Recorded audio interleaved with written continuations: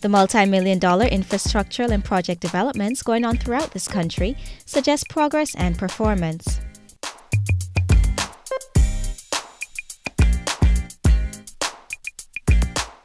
Premier, the Honorable Dr. Michael Mizik, describes the unprecedented levels of growth and development as a new era for the people of the Turks and Caicos Islands.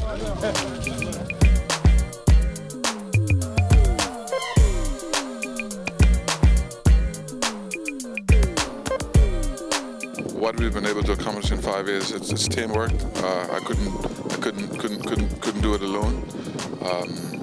5 years. We've completely transformed this country, and we look forward to the further transformation. We look forward to further modernizing our country, and I think under my leadership, under the PNP government, our future is so bright, and the best is definitely yet to come. During this fiscal year, the government completed their 10-year development plan. It provides a roadmap for orderly, sustainable development for the Turks and Caicos Islands. In his pre-budget address to the nation, Premier Mizik said that in the new financial year, the government will continue to invest in strengthening the economy and promoting economic diversification. He promised that focus will be placed on completing infrastructural development projects such as the new South Caicos Airport Terminal, the Salt Key Port, the Middle Caicos Office Block, and the Middle and North Caicos Roads, Port, and Airport. Premier Mizik recently spent the day in North Caicos. The airport construction team was hard at work on the expansion program. From the airport en route to the causeway that links the islands of North and Middle Caicos, miles of Curry Road that blended into freshly paved roads seemed to help tell the story of an island in transition.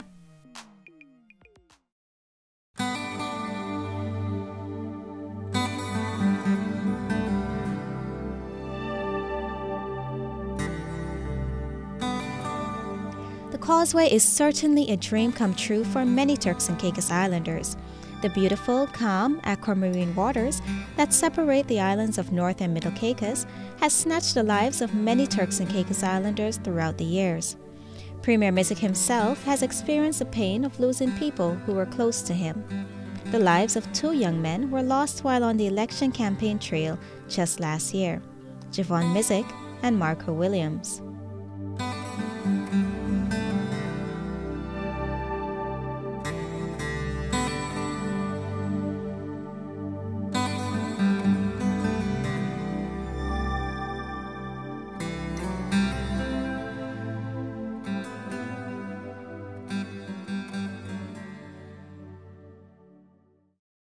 There was a light moment on the causeway.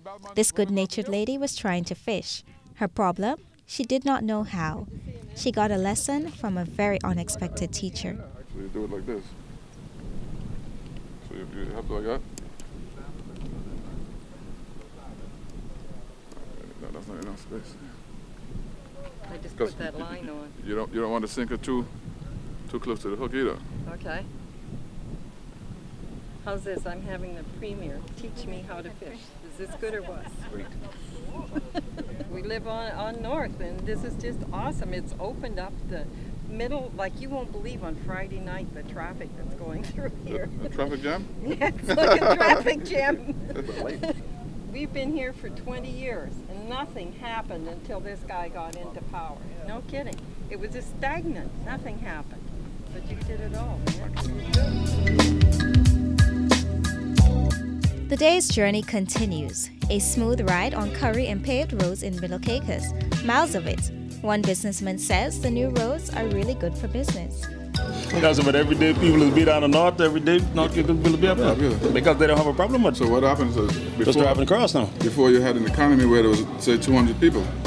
North Caicos have about 1,500 people, so now between North and Middle, so basically people are coming backward and forward, buying things. So even the economy in Middle Caicos is going up now. Yeah, that's for sure. More people want to stay home. Yeah, there's a lot of people who want to stay home now. There's a lot of people who wanted to come back home. And they can. The children who were busy riding their bicycles and playing with each other dropped what they were doing to talk to this visitor who was getting a lot of attention from the adults.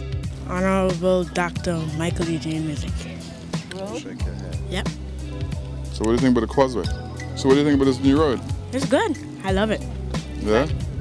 Well, that is to assure that you guys have a good future and to bring economic activities to Middle Caicos and North Caicos, so that when you finish school and you go off and get qualified, that if you want to, you can come back in your own town and live with your family and make a good living here. So that is my gift to, how many kids? That's my gift to all of you, the kids. You're the future. What do you feel about having this new paved road? Oh, it was lovely. It was very lovely. Very lovely. We was waiting for it a long time, but we just get it now. Yeah. Thank God and thank the Premier. Yeah. Yeah. What do you think about his leadership? Oh, wonderful. He can stay there for me. The same thing. Nothing changed. Oh, yeah? Mm-hmm. Why you love him so? Oh, when I look at the development, the bridge, Middle Caicos and North now link, because of him. And I give God thanks and praise and to have such a man.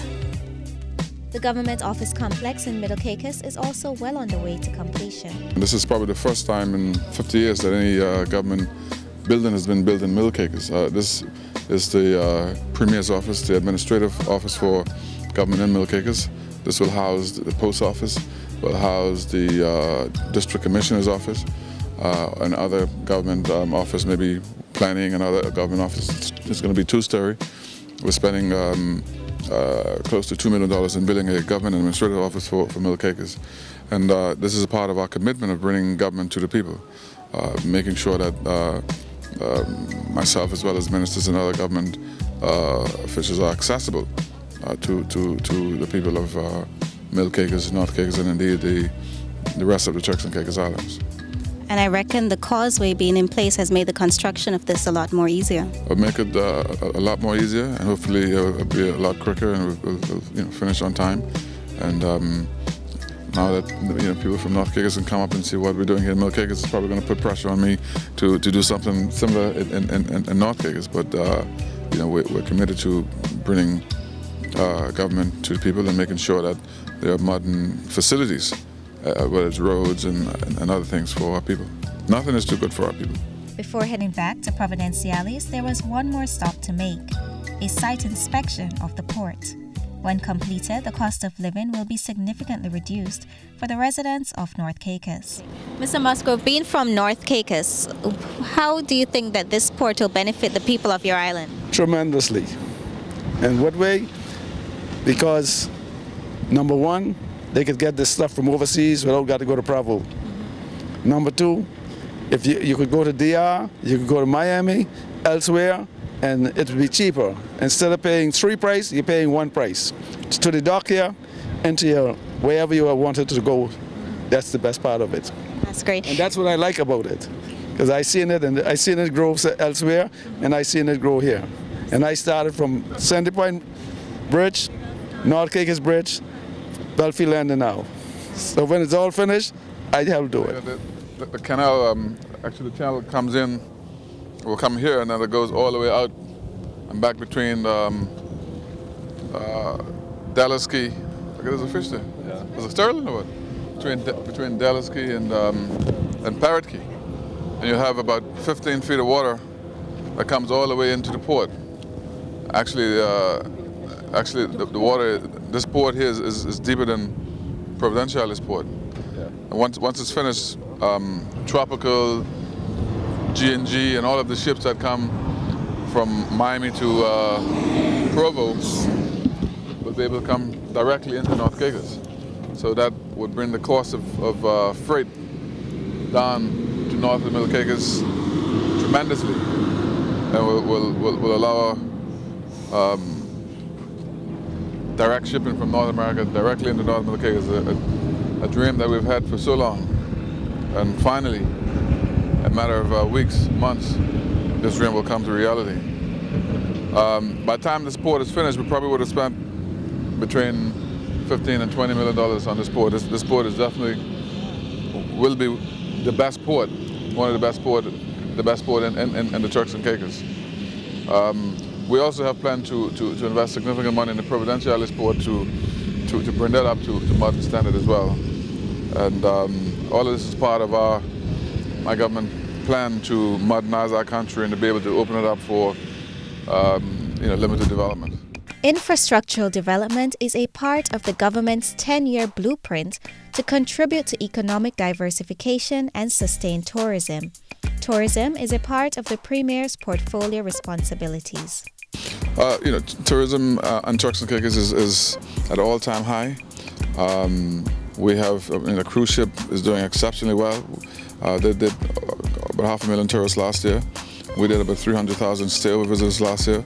So small Turks and Caicos had 800 visitors, 800,000 visitors last year. Unheard of. In addition to that, we have billions of dollars in investment coming in over the next 2 to 3 years. Just from here, Dallas Key, where the Mandarin Oriental is going. The West Caicos, Ritz-Carlton is on track. At Northwest Point, we have another project called 10I that's under construction with a 36-hole golf course, and so and the list goes on and on. And so, in spite of the slowdown in the U.S. economy, because of the policies of my government and because of the proactiveness of my government, investment interest and investment in the Turks and Caicos is still very high. The financially are coming while we're cognizant of the U.S. slowdown in the U.S. market. We're also going to change, not redirect some of our focus from the U.S. market into the European market. We're also in my ministry, we're the junior ministers as we speak in Brazil. Latin America is a very important market for us. We're looking at other areas, as I said, Latin America, Europe, Russia, another very important up-and-coming market, and even China. And so I'm very optimistic about the future in tourism for Turks and Caicos. After the inspection of the port, it was back to Providenciales to continue planning the path of progress for the people of the Turks and Caicos Islands. Premier Mizik says he expects North Caicos to be totally transformed over the next 2 years. Residents there say they appreciate his leadership and the progress being made. What makes his leadership special to you? What makes the Premier's leadership? What do you like about his leadership? Well, he's a good leader. He's a good leader. He's a good leader. The government is doing good. It's doing very good. And the Premier, how is his commitment to North Caicos and the people, his people? Yeah, it's very good. He's a man of his words. Yes, he is. And he's a man of the people? Yes, he is a man of the people too.